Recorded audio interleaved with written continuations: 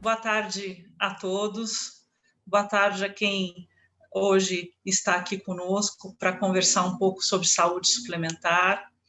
Este é o nosso primeiro Saúde Suplementar em Debate, que vai ser um evento que vai se repetir anualmente pelo Instituto Brasileiro de Previdência Complementar e Saúde Suplementar.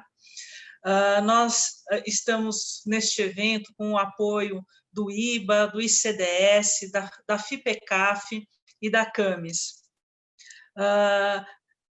Convidamos o Leandro Fonseca para conversar conosco nesta abertura, e o Daniel Junqueira, que também está aqui, que vai participar do primeiro painel, e está aqui na abertura também para conversar um pouquinho com a gente.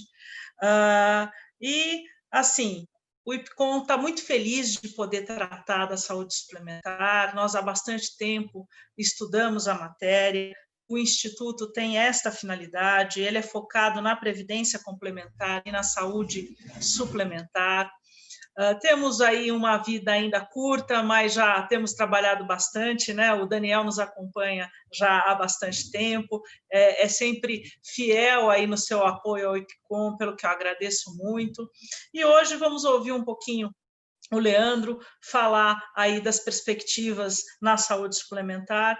O Leandro Fonseca, que o currículo aqui é invejável, né, Leandro? Ele hoje é executivo da Novartis, mas ele foi ex-diretor da ANS, ele já teve no serviço público uma carreira bastante profícua, como especialista nas políticas públicas na gestão governamental, ocupou vários cargos anteriormente à presidência na ANS, e a formação dele, ele é especializado em finanças corporativas pela Pontifícia Universidade Católica do Rio, tem mestrado em regulação pela London School of Economics and Political Science, do Reino Unido. Leandro, com você a palavra, depois eu e o Daniel vamos conversar um pouquinho. Fique à vontade aí para expor a sua visão hoje para a gente da saúde suplementar. Boa tarde, doutora Ana Paula. Muito obrigado pelo convite do IPCOM para estar aqui hoje com vocês. É um prazer reencontrar o doutor Daniel Tostes, com quem eu tive o privilégio de ter um contato diário na minha fase final lá de ANS, que terminou meu mandato, né? Meu mandato terminou em dezembro de 2019, e daí, terminado o mandato, eu entrei, então, em quarentena, né? Não pelo coronavírus, mas pelo final do mandato, e, passada, então, a quarentena, assumi uma outra função agora no setor privado. Agora, o setor de saúde suplementar é um setor que eu tive o privilégio de acompanhar de perto, né, enquanto regulador, e, de fato, é um dos setores econômicos talvez mais relevantes, né, para a sociedade, porque, obviamente, além de gerar muito emprego, além de gerar a receita, né, para governos em termos de tributos que são arrecadados, é um setor que atende eminentemente boa parte da força de trabalho brasileira, né? Então, 2/3 dos 47 milhões de beneficiários de plano de saúde são beneficiários de planos coletivos empresariais, e, portanto, são benefícios, né, concedidos pelas empresas aos seus colaboradores e famílias dos seus colaboradores também, e que, portanto, contribui, né, o setor, em grande medida, para manter ativa e produtiva boa parte da força de trabalho brasileira. Então, é um setor que tem, né, portanto, uma relevância muito grande econômica, não apenas pelo que gera de emprego e renda, mas também pelo aquilo que ele contribui transversalmente para os outros setores econômicos, nesse aspecto da produtividade.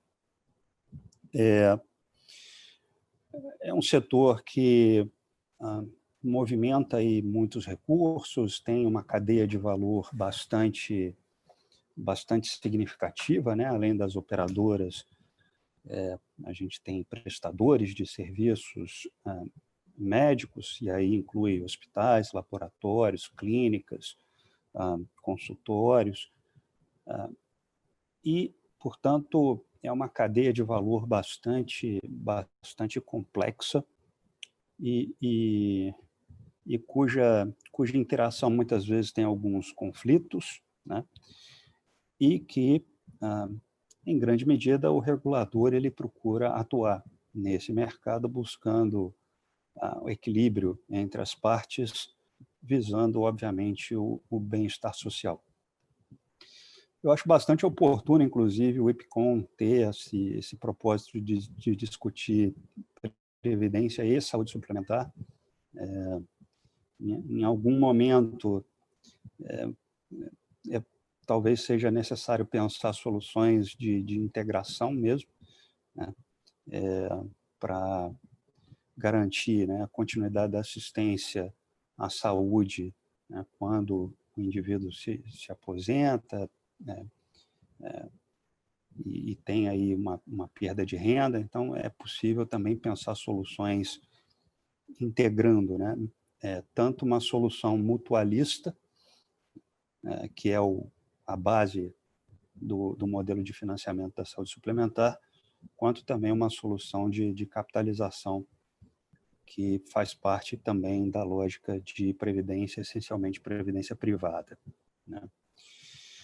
Mas para a gente falar um pouco do que temos aí de principais desafios no setor de saúde suplementar, eu destacaria, nesse momento, acho que 3 grandes desafios, né, para a gente tratar na saúde suplementar. Um primeiro desafio, eu diria que é uma adaptação ao mundo com o Covid, né?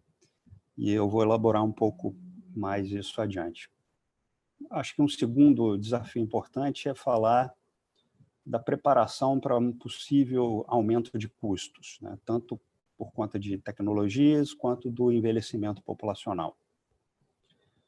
E um terceiro desafio para a saúde suplementar, eu diria que é o desafio da inovação em um contexto digamos assim, de uma certa inércia corporativa e também, em alguma medida, algumas barreiras também regulatórias.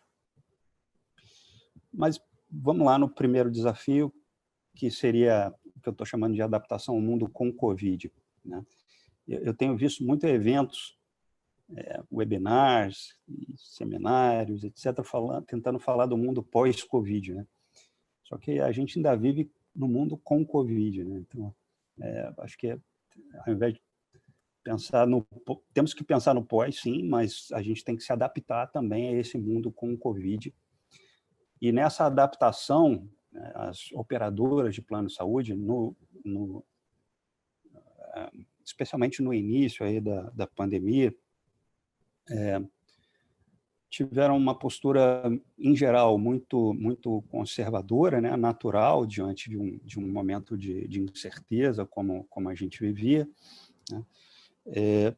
Mas, nesse mundo com Covid, é preciso também olhar a cadeia de valor e como essa cadeia de valor ela deve ser sustentada, né, por conta do impacto econômico dos efeitos da pandemia. Houve uma redução muito expressiva de utilização tanto de hospitais quanto de laboratórios, né? Alguns prestadores tiveram situação realmente difícil do ponto de vista econômico, alguns fecharam as portas, inclusive. E, portanto, olhar nesse mundo com Covid, que precisa de cooperação, essa preservação da cadeia de valor é um elemento importante, né? Estamos vendo aí também algum downgrade de planos como consequência também desse mundo com Covid. Boa parte, algumas empresas, né, contratantes de plano, tiveram que revisitar o benefício, eventualmente fazer algum downgrade. E, portanto, houve aí, para algumas operadoras, perda de beneficiários, para outras, até um aumento na base de beneficiários que receberam essas carteiras oriundas de outras operadoras, né? Agora, estamos, de fato, vivendo um momento ainda de alguma incerteza, hoje menos incerteza, mas nesse mundo com o Covid é preciso pensar, então, uma gestão estratégica, né? Para você fazer uma gestão de crise, mas olhando estrategicamente, essencialmente na cadeia de valor, na manutenção das parcerias, entendendo que parcerias com prestadores de serviços devem ter esse olhar de longo prazo e que em época de crise, né, época de crise é para você fazer reputação, né? E, portanto, manter a cadeia de valor, manter, na medida do possível, né, os teus clientes e facilitar o processo nessa crise econômica para os teus clientes é um elemento importante aí para a saúde suplementar, manter, em grande medida, a base de beneficiários e entregar serviços de saúde nesse momento de crise. Acho que um segundo, então, desafio para a gente pensar na saúde suplementar é essa perspectiva de aumento de custos, né? A evolução demográfica tem avançado, né, e vai continuar avançando no sentido da gente ter uma população mais envelhecida, né?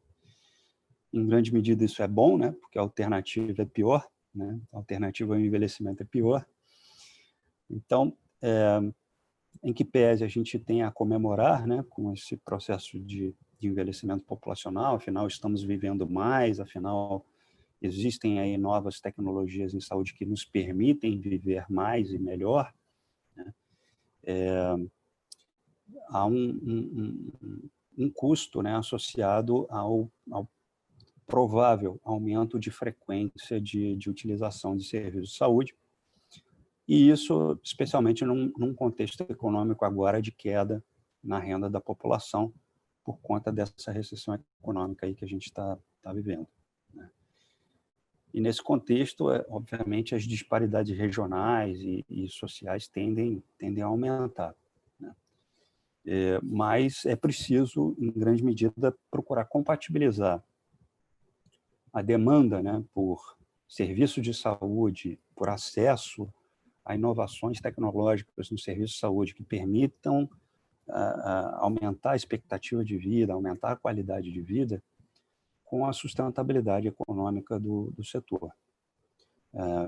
E para tanto, é preciso também que haja uma visão estratégica sobre aquilo que vem, né, de tendência e como o mercado de saúde suplementar pode e deve se adaptar a essa tendência.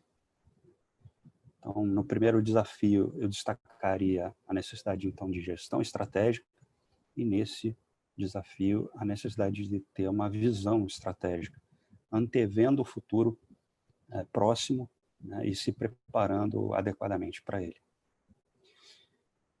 E um terceiro e último desafio aqui para a gente destacar, eu diria que é um desafio de superar o que eu costumo chamar de inércia corporativa, né, e também algumas barreiras aí regulatórias, né. No aspecto regulatório, talvez a questão mais relevante para a gente discutir enquanto sociedade são as barreiras que existem à integração público-privada, que basicamente não existe, né? É muito segmentado. O que um paciente faz, né, no setor privado muitas vezes não é aproveitado, né, no setor público, e o contrário também é verdadeiro.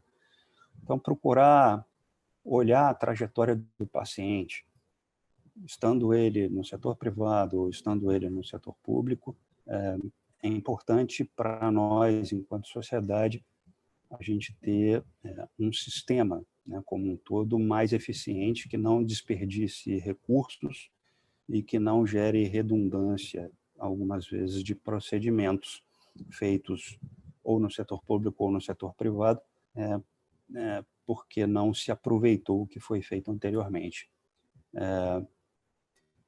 Talvez essa barreira regulatória seja uma barreira significativa para a gente superar, né? Estamos vivendo um contexto de crise econômica, de crise fiscal do Estado e, portanto, precisamos ter um setor mais eficiente como um todo, e a integração público-privado pode nos permitir essa maior eficiência na saúde.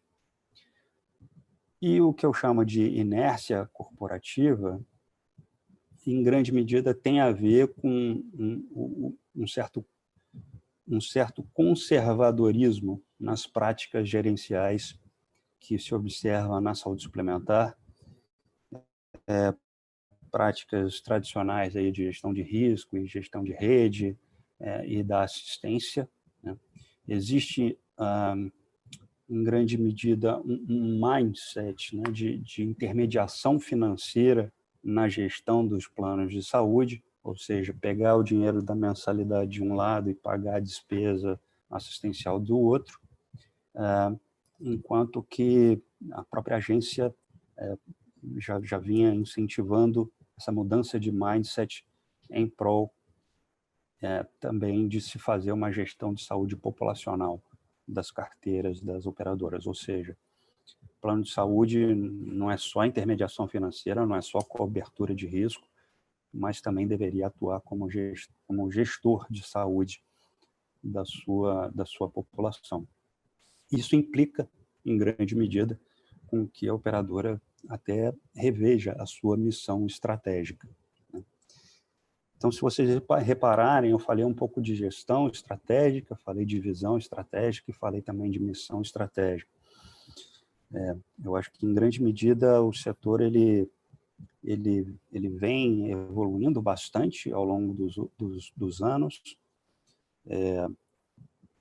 mas nós, enquanto sociedade, a gente espera mais do setor de saúde suplementar, a gente espera mais das operadoras de plano de saúde. É até interessante ver esse momento em que, mesmo na crise que vivemos, alguns novos entrantes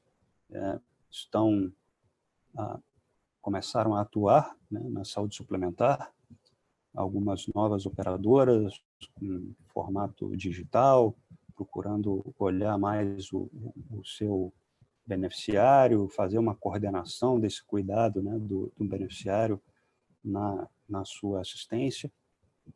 Então, é interessante ver esse movimento que reflete, em grande medida, um pouco esse olhar sobre o beneficiário, né, de colocar o beneficiário no centro do sistema para que, de fato, o serviço, né, que é organizado pela operadora, intermediado pela operadora, seja direcionado aos interesses desse beneficiário. Então, eu procurei destacar aí esses 3 grandes desafios. Acho que o setor está mudando, a gente já consegue perceber essas mudanças acontecendo na fronteira, né? Especialmente aí nesses novos entrantes. A gente tem algumas inovações no setor também ocorrendo, como o caso de soluções de telemedicina, mas, como eu disse, a sociedade espera mais, né, no setor de saúde suplementar.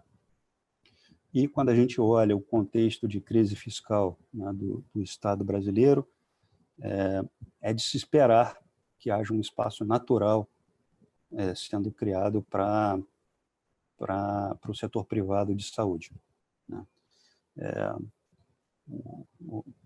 O governo acabou gastando muito recursos, né, no combate à pandemia, que se esperar mais, inclusive, do que se esperava economizar com a reforma da Previdência Pública, que foi feita ao longo de 10 anos. A dívida pública em relação ao PIB aumentou quase 20 pontos percentuais, chegando a 90% do PIB. e, portanto, teremos anos pela frente de muito aperto fiscal do Estado brasileiro. Isso, especialmente olhando o setor de saúde, em que a gente tem a perspectiva de aumento de demanda, aumento de utilização, deverá abrir um espaço para o setor privado, né, atuar mais na prestação de serviços à saúde e à população brasileira. E, portanto, esperamos mais, né, do setor de saúde suplementar, mais eficiência, mais foco no paciente, mais gestão de saúde populacional. Acho que essa crise, né, do coronavírus, obviamente, teve um impacto terrível, né, para a economia e para a sociedade brasileira, com diversos óbitos, mas para o setor de saúde acho que traz uma luz, né, coloca o setor de saúde na agenda pública de debate e favorece que esse tipo de discussão que a gente está fazendo aqui hoje possa, eventualmente, até iluminar aí algumas cabeças, especialmente de formuladores de políticas públicas, para que a gente consiga superar, em grande medida, algumas dessas barreiras e termos um setor mais eficiente para a população brasileira. Bom, essa seria a minha reflexão inicial aqui para a abertura do evento. Eu agradeço muito a gentileza novamente do convite.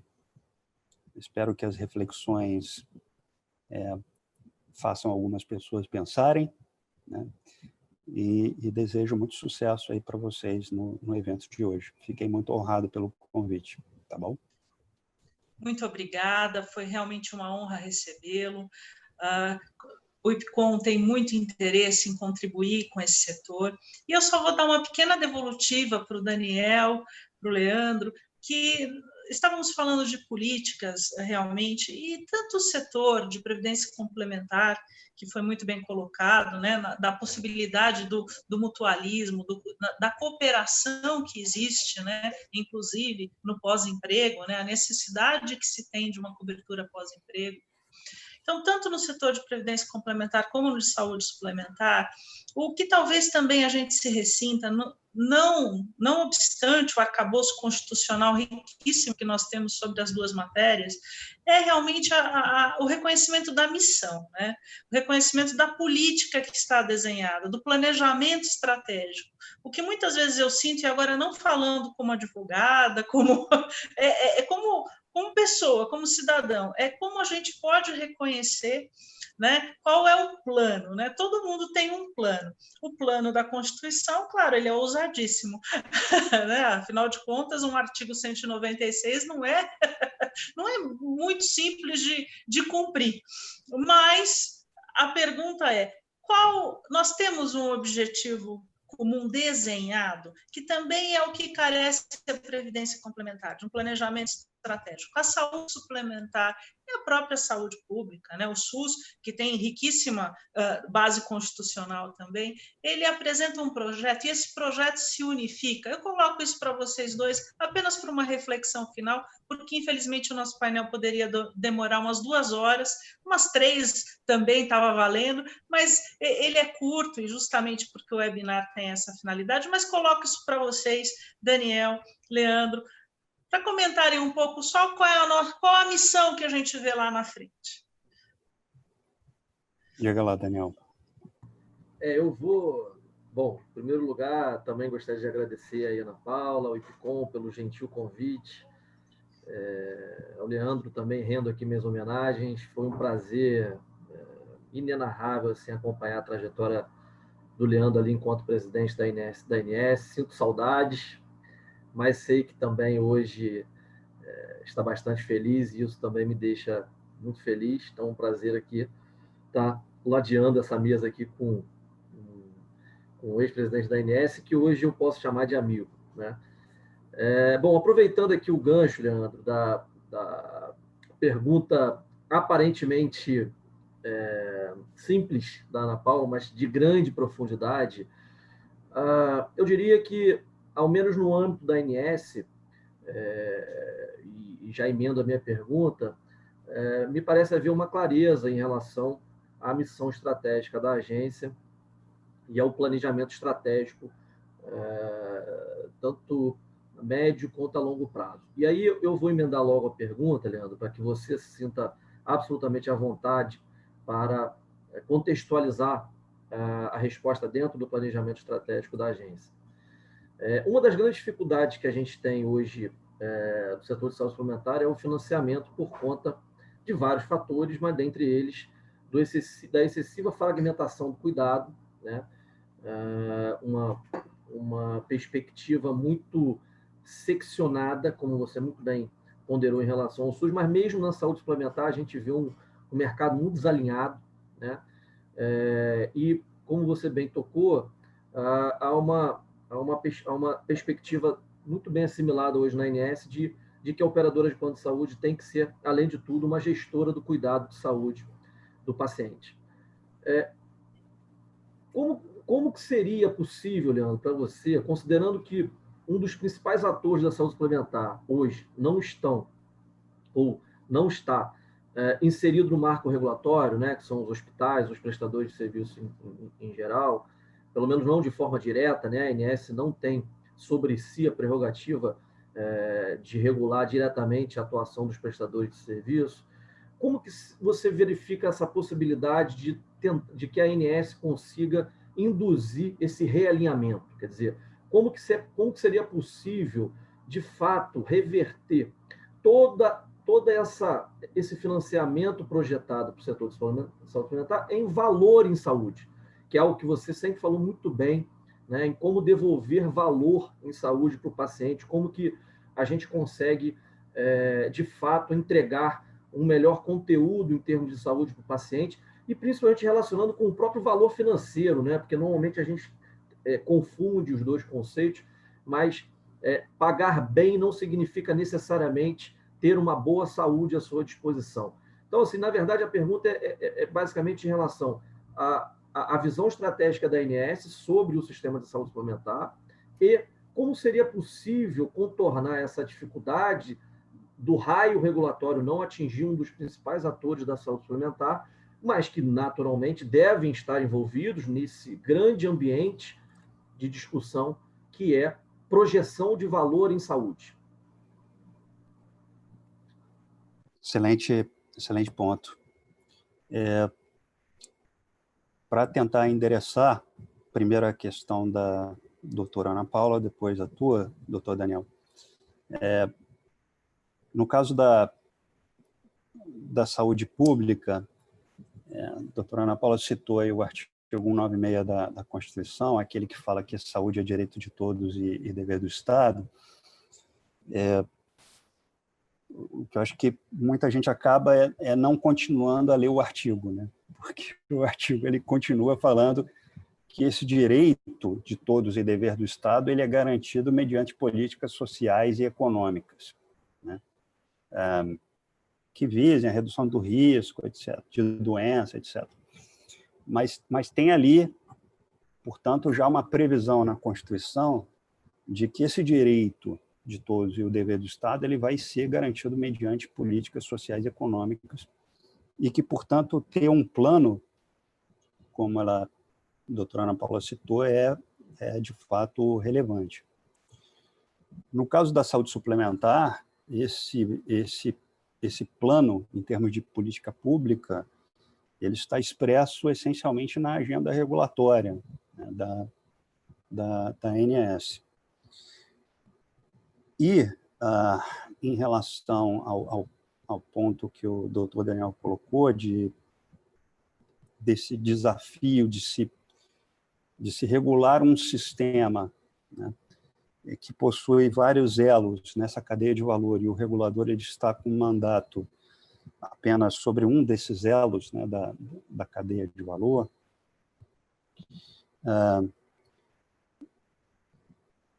esse, de fato, é um desafio que o regulador ele se deparou, e quando estávamos lá na agência, foi feita, então, uma provocação para que provocação no bom sentido, para que fosse feita, então, uma discussão sobre uma evolução da regulação em prol de olhar valor em saúde, né? Eu me lembro, teve no Dia dos Namorados de 2018, foi feita uma audiência pública, né, 12 de junho de 2018, foi feita uma audiência pública pela ANS, a DIOP e a DIPRO, duas das diretorias da ANS, para exatamente debater valor em saúde e apresentar ali um conceito, né, uma ideia de visão de futuro da regulação, de que a regulação ela deveria evoluir em grande medida para começar a olhar também o resultado em saúde que as operadoras entregam, né, para a sua população. E por que isso aparentava ser um caminho interessante? Porque a regulação ela surge e ela procura, então, estabelecer, em grande medida, parâmetros para os diversos processos de trabalho das operadoras de plano de saúde. Então, a regulação ela fala de como deve ser a gestão financeira da operadora, como deve ser a alteração de rede, como deve ser a relação com o beneficiário, como deve ser o atendimento com o beneficiário, ou seja, procura olhar os diversos processos de trabalho das operadoras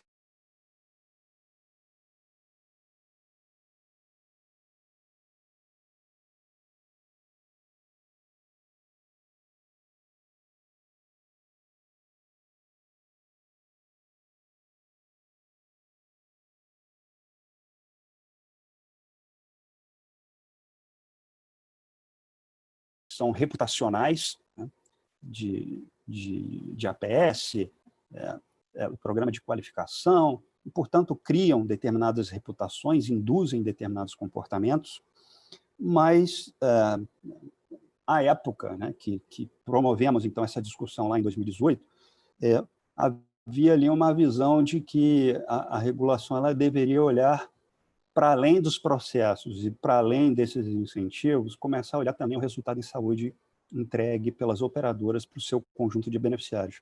Por quê? Porque isso, em grande medida, significa colocar o beneficiário no centro.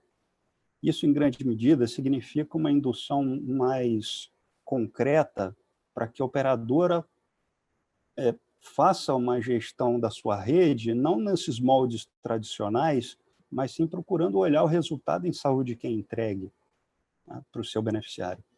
E aí não precisa ser necessariamente rede própria, pode ser rede contratada, credenciada, cooperada, já que para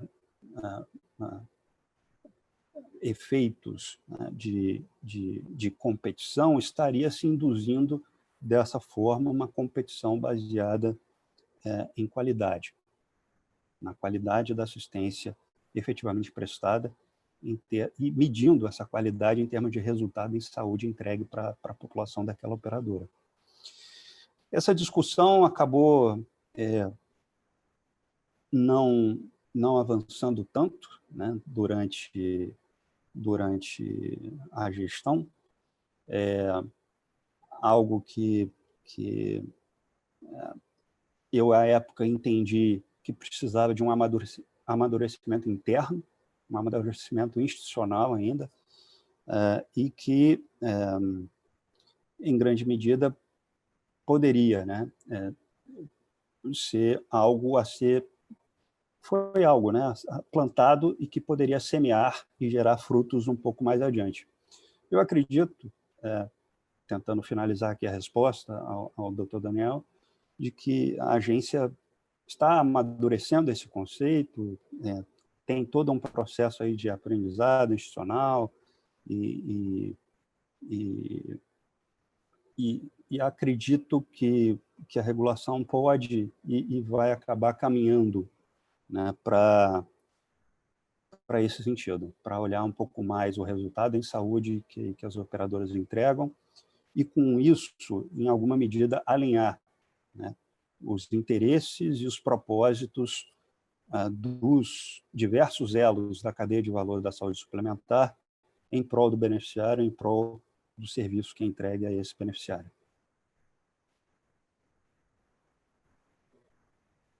Obrigada mais uma vez, foi ótima a conversa. Precisamos repeti-la com um pouco mais de tempo.